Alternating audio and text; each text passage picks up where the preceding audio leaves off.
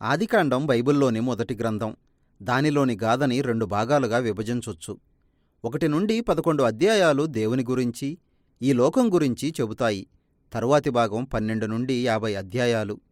ఈ గాథంతా అబ్రహాము అనే ఒక వ్యక్తి గురించి, అతని సంతానం గురించి రాసి ఉంది.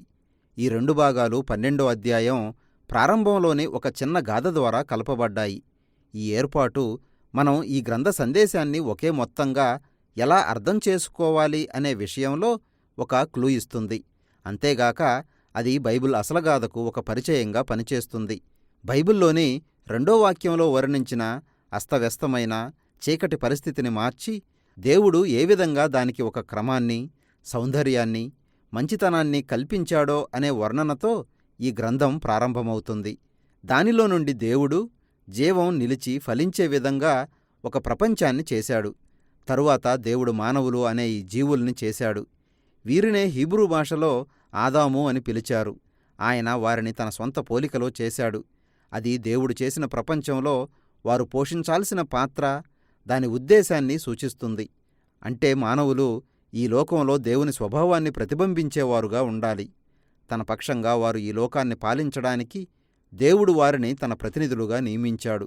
అంటే వారు దాని విషయంలో శ్రద్ధ తీసుకొని దాన్ని మరింత మెరుగుపరిచి ఫలభరితంగా దేవుని దీవెనకు పాత్రంగా చేయాలన్నమాట. ఇది ఈ గ్రంథానికంతటికీ కీలకమైన పదం.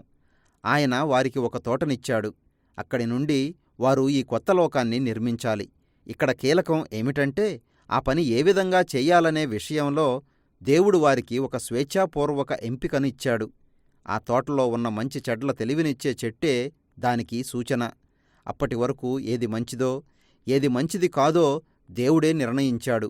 అయితే ఇప్పుడు ఆయన మానవులకి ఆ గౌరవం, స్వేచ్ఛ ఇచ్చాడు. మరి వారు మంచి చెడుల విషయంలో దేవుని నిర్ణయాలను గౌరవిస్తారా, లేక తమకు దొరికిన స్వేచ్ఛతో మంచేదో చెడేదో తమకు తామే నిర్వచిస్తారా? వారు దేవునికి వ్యతిరేకంగా తిరుగుబాటు చేసి జీవానికి కర్త అయిన వానికి దూరమై మరణం కొని తెచ్చుకునే ప్రమాదం ఎక్కువగా కనిపిస్తుంది. దీనిని జీవమిచ్చే చెట్టు సూచిస్తుంది. 3వ అధ్యాయంలో ఒక విచిత్రమైన జీవి, అంటే ఒక పాము ఈ గాథలో ప్రవేశించింది. ఆ పామును గురించి పరిచయం ఏమీ ఇక్కడ కనిపించదు. మనకు తెలిసిందల్లా దేవుడు చేసిన సృష్టిలో అది ఒక భాగం. అది దేవునికి వ్యతిరేకంగా తిరుగుబాటు చేసిన ఒక జీవి అని, మానవులని కూడా అదేవిధంగా తిరుగుబాటులోకి నడిపించాలని చూసిందని మనకు తెలుస్తుంది. ఆ పాము ఆ చెట్టు గురించి, వారు తీసుకోవలసిన నిర్ణయం గురించి దేవునికి వ్యతిరేకంగా మరొక రకమైన మాటలు చెప్పింది. మంచి చెడులను గ్రహించడం వారిని చావుకు గురిచేయదని, వాస్తవానికి అది జీవానికి, వారు కూడా దేవునిలాగా అవ్వడానికి ఒక మార్గమని అది చెప్పింది. ఇది చాలా విచారకరం. ఎందుకంటే మానవులు అప్పటికే దేవునిలాగా ఉన్నారు. దేవుడు వారిని తన పోలికలో చేశాడు. కానీ మానవులు దేవుణ్ణి నమ్మడానికి బదులు తమ సొంత నిర్ణయానికి ప్రాధాన్యత ఇచ్చారు. తమ కోసం మంచి చెడులను గ్రహించే తెలివిని కోరుకున్నారు. తరువాత ఒక్క నిమిషంలో మొత్తం గాథంతా అదుపు తప్పిపోయింది. మొట్టమొదటి దుష్ఫలితం, సంబంధాలు విచ్ఛిన్నమైపోయాయి. అకస్మాత్తుగా ఆదాము, అవ్వలు తామెంత శక్తిహీనులో గ్రహించారు. వారు కనీసం ఒకరిపై ఒకరు నమ్మకం ఉంచలేకపోయారు. కాబట్టి వారు ఆకులతో బట్టలు చేసుకొని తమ శరీరాలని వేరొకరికి కనిపించకుండా కప్పుకున్నారు. ఇక 2వ దుష్ఫలితం, దేవునికి మానవునికి మధ్య ఉన్న దగ్గర సంబంధం చెడిపోయింది. కాబట్టి వారు పారిపోయి దేవుని నుండి దాక్కున్నారు. దేవుడు వారి దగ్గరికి వచ్చినప్పుడు వారు తమలో ముందుగా తిరుగుబాటు చేసింది ఎవరు అని ఒకరిపై మరొకరు నేరారోపణ చేసుకోవడం ప్రారంభించారు. ఈ గాథ కొంచెం ఆగింది. ఈ సమయంలో దేవుడు ఆ పాము, మానవులు చేసిన పని ఫలితంగా వారు పొందబోయే శిక్షలను వివరించాడు. పాము అప్పటికి విజయం సాధించినట్టు కనిపించినా అంతిమంగా అది ఓడిపోతుంది. అది మట్టి తిని బతుకుతుంది. ఆ స్త్రీ సంతానంగా వచ్చే ఒకడు ఆ పాము తలపై ప్రాణాంతకమైన దెబ్బ కొడతాడని దేవుడు వాగ్దానం చేశాడు. ఇది చాలా గొప్ప వార్తగా కనిపించవచ్చుగాని దానికి బదులుగా పెద్ద వెల చెల్లించాల్సి ఉంది. ఎందుకంటే ఆ పాము కూడా తాను దెబ్బతినే ముందుగా స్త్రీ సంతానమైన ఆ వ్యక్తి మడమపైన కాటు వేస్తుంది. ఈ గాయపడే విజయశీలుని గురించిన వాగ్దానం చాలా విచిత్రంగా ఉంది. అయితే ఇప్పటివరకు జరిగిన గాథ చూస్తే ఇదంతా దేవుని కృపాకార్యం అని మనకు తెలుస్తుంది. మానవులు తిరుగుబాటు చేశారు. మరి దేవుడేం చేయబోతున్నాడు? వారిని విమోచిస్తానని ఆయన వాగ్దానం చేశాడు. అయితే అది మానవుడు తీసుకున్న నిర్ణయపు ఫలితాన్ని మాత్రం తీసివేయదు. కాబట్టి వారు తిరుగుబాటు ఫలితంగా జీవితంలోని ప్రతి అంశం, అది ఇంటిలోగాని బయట పొలంలోగాని అతి కష్టంతో బాధతో మానవులు సంపాదించుకోవాలని దేవుడు వారికి చెప్పాడు. అది చివరికి వారిని మరణానికి నడిపిస్తుంది. ఇక ఇక్కడి నుండి గాథ అధోగతికి ప్రయాణిస్తుంది. 3 నుండి 11 అధ్యాయాలు ఈ తిరుగుబాటు ఫలితంగా మానవ సంబంధాలు ఏ విధంగా ప్రతి స్థాయిలో దిగజారిపోయాయో వివరించాయి. ఇక్కడ 2 అన్నదమ్ముల గాథ చూస్తాం, కయీను, హేబేలు. కయీను తన తమ్ముడంటే ఎంత అసూయ చెందాడంటే అతణ్ణి చంపెయ్యాలనుకున్నాడు. శోధనకు లొంగిపోవద్దని దేవుడతనిని హెచ్చరించాడు. కాని అతడు వినకుండా తన తమ్ముణ్ణి పొలంలో చంపేశాడు. కయీను వెళ్ళి ఒక నగరాన్ని నిర్మించాడు. అదంతా హింస, అణిచివేతతో నిండిపోయింది. లెమెకు గాథలో అది ప్రతిబింబించింది. బైబిల్లో ఒకరికంటే ఎక్కువ భార్యలను చేసుకున్న వారిలో ఇతనే మొదటివాడు. వారిని అతడు ఏదో ఒక వస్తు సామాగ్రిలాగా పోగుచేసుకున్నాడు. కయీను కంటే ఎక్కువగా హింస జరిగించడంలో తాను ఎంత మించిపోయాడో దానిని వివరిస్తూ అతడు ఒక పాట పాడాడు. దీని తరువాత దేవుని కుమారులు అనే వారి గురించిన విచిత్రమైన గాథ చూస్తాం. వారు దుర్మార్గమైన దేవదూతలకు చెందినవారు కావచ్చు, లేక వారు తమను తాము దేవతల నుండి వచ్చామని చెప్పుకున్న ప్రాచీన కాలంలోని రాజులు కావచ్చు. లెమెకులాగా వారు చాలామంది భార్యలను చేసుకుని నెఫీలులు అనే గొప్ప యుద్ధవీరుల్ని కన్నారు. వీటిలో ఏది నిజమైనా మానవులు దేవుని లోకంలో రాజ్యాలు నిర్మించి వాటిని హింస, అవినీతితో నింపేశారు.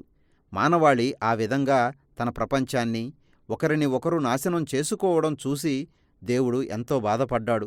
తాను సృష్టించిన ఈ లోకాన్ని కాపాడుకోవాలనే భారంతో దేవుడు దానిని ఈ మానవాళి దుష్టత్వం నుండి ఒక గొప్ప జలప్రళయంతో కడిగేయాలని నిర్ణయించుకున్నాడు.